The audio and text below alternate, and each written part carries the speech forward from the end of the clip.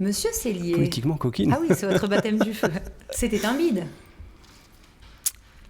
Vous avez fait quoi samedi dernier? On s'est vu, non? On s'est vu à la réunion publique d'En Marche, où il y avait 2 ministres, Elisabeth Borne, qui est en charge du travail, et Clément Beaune, qui s'occupe des affaires étrangères, des affaires européennes. Et hélas pour vous, il n'y avait qu'une centaine de militants qui étaient présents. On sent qu'il y a beaucoup moins d'enthousiasme qu'à la présidentielle 2017, non? D'accord, je fais le lien avec la notion de bid. Je ne vous avais pas suivi. Donc vous mesurez l'efficacité des ministres à leur audience et à leur capacité à déplacer les foules. Moi, je mesure ça à leur capacité à nous proposer de nous embarquer, si je me permets cette simplification verbale, mais de nous embarquer sur un avenir commun. Voilà. Et puisque vous étiez là, effectivement, samedi dernier, le projet qui a été présenté par Clément Beaune, tant sur la vision de l'Europe qu'a le président de la République, ou sur le travail, comme a pu le présenter Elisabeth Borne, je pense que c'était prompt à... D'ailleurs, vous avez pu remarquer qu'il y a eu beaucoup d'échanges. Il y a eu un moment où il y a eu des explications et très très rapidement, on est rentré dans une phase de débat et d'échange. C'est réunions publiques, il y a un échange et en ce sens-là, c'est précieux. Avec voilà. Mais comment ça se fait qu'il y a 2 ministres et il y a une centaine de militants En Marche? Je sais pas, j'ai pas d'explication en particulier. Moi, j'étais là. Vous sentez pas qu'il y a moins de ferveur qu'en 2017? Non, mais en fait, si vous voulez, on n'est pas sur. En toute honnêteté. Non, mais je vais vous dire, le fond de mon sentiment est le suivant. Quand vous comparez, puisque c'est un peu l'idée, avec d'autres partis qui ont 20 ans, 30 ans d'histoire partisane et qui ont donc des gens qui sont comment on appelle ça, des militants, de la première heure et qui viennent finalement pour remplir des salles et pour donner l'impression qu'il y a du monde derrière, etc. Moi, ce que je regarde, c'est comment les réformes qu'on a portées ont été soutenues par les Françaises et les Français. La manière dont ils s'exprimeront dans les urnes, ça sera aussi un moment important. Et puis le 2 avril à Paris, donc samedi prochain, on sera tous à l'Arena à Paris. Ce sera votre démonstration de force à vous. Alors, à 10 jours du premier tour, l'abstention s'annonce historique, 30% selon les sondages. On n'est pas à l'abri d'une surprise, ou même de plusieurs au soir du premier tour. Est-ce qu'il ne fallait pas qu'Emmanuel Macron parte en campagne plus tôt pour mobiliser les gens, pour faire vivre cette campagne présidentielle, qui est quand même, quoi que vous en disiez, pas très très enthousiaste? Est-ce qu'il fallait partir plus tôt? Ça, c'est lui qui le décide. Quand est le moment opportun pour lancer sa campagne, avec accessoirement une activité un peu hors norme pour un président de la République sortant, confère la crise ukrainienne. Non, ce qui est un peu plus étonnant, c'est que finalement, les autres candidats sont spectateurs et ils sont dans l'attente d'un démarrage de campagne vis-à-vis du président de la République sortant. Enfin, où est-ce qu'on a vu qu'une campagne électorale devait être donnée, ou le là devait être donné par le candidat sortant? Non, vous êtes candidat. D'accoutumé, quand même, les opposants s'affrontent sur des idées avec le sortant qui propose de nouvelles idées. Donc effectivement, quand un président sortant n'est pas en campagne, c'est plus compliqué pour le débat d'idées. Et c'est pas tout à fait la notion que je me fais, moi, d'une campagne. Une campagne, vous êtes là pour expliquer qu'est-ce que vous proposez, vous, en tant que candidat, sur l'avenir de votre pays. Vous n'êtes pas là pour le confronter. Ça, c'est la suite logique, effectivement, d'une campagne. Mais une campagne électorale, elle est là pour convaincre les Françaises et les Français du projet que vous portez. Donc les 30% d'abstention, ce serait peut-être historique, ça vous inspire rien? Je suis d'accord avec vous, extrêmement grave. Et j'invite tout le monde à aller voter, quelle que soit l'expression de leur vote. À faire ce geste citoyen. Une question sur Marine Le Pen, peut-être. Oui, alors aujourd'hui, Emmanuel Macron pourrait avoir face à lui Marine Le Pen au second tour. Elle semble avoir davantage de réserves de voix. On en a beaucoup parlé sur notre plateau, puisqu'il y a notamment la candidature d'Éric Zemmour qui draine aussi un certain nombre d'électeurs. Est-ce que ça vous inquiète? Marine Le Pen, ça m'inquiète, oui, ça c'est sûr. Tout comme Éric Zemmour, d'ailleurs. Parce qu'ils ont des idées d'extrême droite, et donc ça m'inquiète pour mon pays. Ça m'inquiète pas sur le plan politique, ça m'inquiète pour l'avenir de mon pays. Le duel pourrait être plus compliqué en 2022 qu'en 2017? Ça m'inquiète, je vais répondre à votre question. Ça m'inquiète parce que, pour moi, ce duo d'extrême droite, il est ficelé et il est monté. Et sous couvert que l'un serait plus rageux que l'autre, le loup se transformerait en agneau. Moi, je ne crois pas à cette théorie.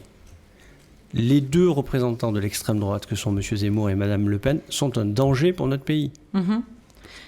Du coup, pour les battre, Emmanuel Macron va devoir ratisser large. On en a parlé avec le débat sur la retraite à 65 ans. Emmanuel Macron, il a un programme plutôt à droite, donc notamment aussi avec le RSA qui serait conditionné, le versement du RSA conditionné à des heures d'activité ou encore de nouvelles baisses d'impôts. Comment vous pouvez convaincre les électeurs qui hésitent encore et qui ont un peu une fibre sociale de voter pour vous ? La baisse des impôts, c'est pas forcément une idée de droite, ou alors ça voudrait dire qu'augmenter les impôts est une idée de gauche. Moi, je trouve ça un peu caricatural. À gauche, on a comme tendance à utiliser l'impôt pour financer la protection sociale dont vous avez parlé tout à l'heure. Mais moi, je pense qu'il faut faire en sorte que nos concitoyens puissent trouver un emploi. C'est ce à quoi nous avons travaillé pendant 5 ans. Les résultats sont désormais présents. Avoir un revenu, c'est important. Et avoir le fruit de son engagement vis-à-vis de la société au travers de son engagement professionnel, c'est important. Et sur le RSA, je voudrais tout de suite quand même rompre... Non, mais la question, c'était, on a la jambe de droite, mais on n'a pas la jambe gauche.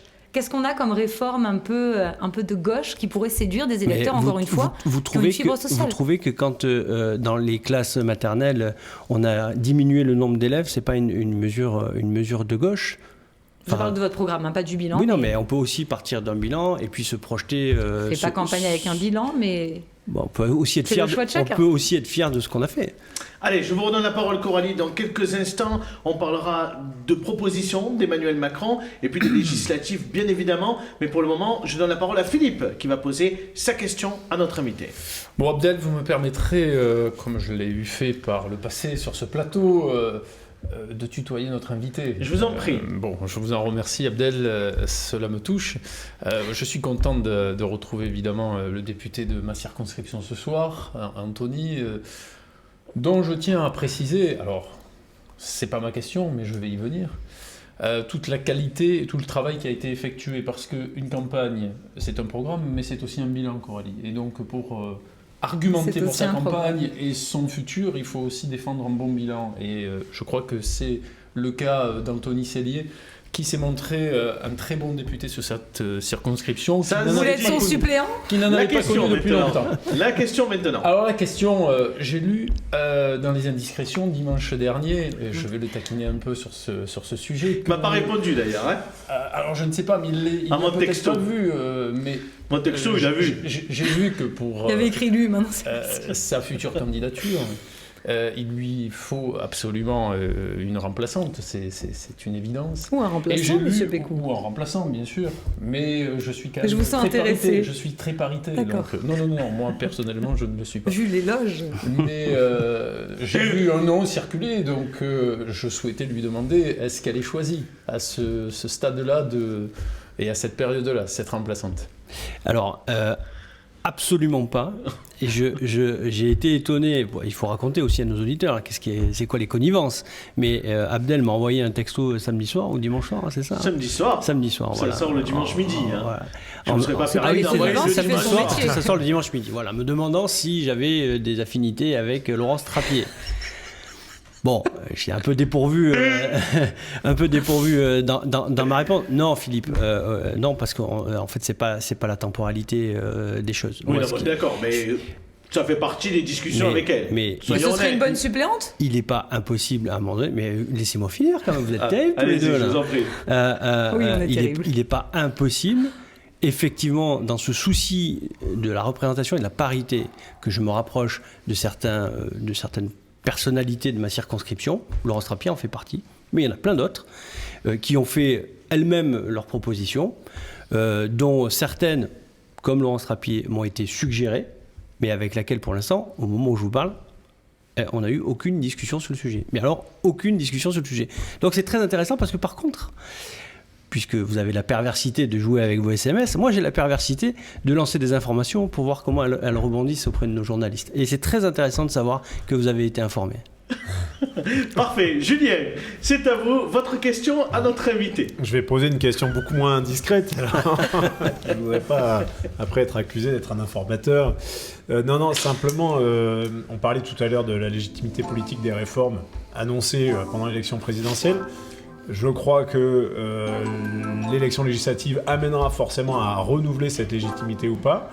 Que penseriez-vous d'une Assemblée nationale élue à la proportionnelle ? Et si une proposition devait intervenir en ce sens, est-ce que vous la soutiendrez ? C'est notre question un peu lubie. Oui. C'est J'en vrai. parlais souvent. Vous savez, je suis un militant Emmanuel Macron l'avait depuis promis, il l'a 2007. pas Oui, tout à fait. Tout à fait. Vous savez que j'ai été militant de François Bayrou longtemps et qu'en 2007, nous proposions les institutions d'une 6e République. Depuis, ça m'est resté toujours en travers du gosier. Non, mais donc effectivement, ça faisait partie du programme du président de la République sur ce mandat. Ça n'a pas été fait. Et je pense que ça sera d'actualité dans le mandat à venir. Et si ça devait être d'actualité, et si je devais être parmi les 577, j'y serais favorable. Voilà. Mais avec d'autres compléments à cette analyse-là. Mais oui, j'y serais favorable. Coralie, 2 dernières questions pour terminer l'interview. Avec un gros effort de vulgarisation, Monsieur Sellier, l'indépendance énergétique de la France a fait irruption dans le débat présidentiel avec la guerre en Ukraine. Emmanuel Macron a proposé la création de 6 EPR, réacteurs pressurisés européens. Est-ce que c'est vraiment réaliste au vu des 11 ans de retard pris au chantier de l'EPR de Flamanville, sans parler du coût ?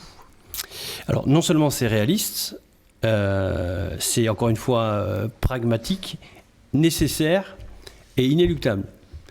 Tous ceux qui vous racontent dans l'excès d'avoir plus d'EPR, j'ai vu des programmes à plus de 50 EPR, sont complètement à côté de la capacité de notre filière électronucléaire à créer finalement ces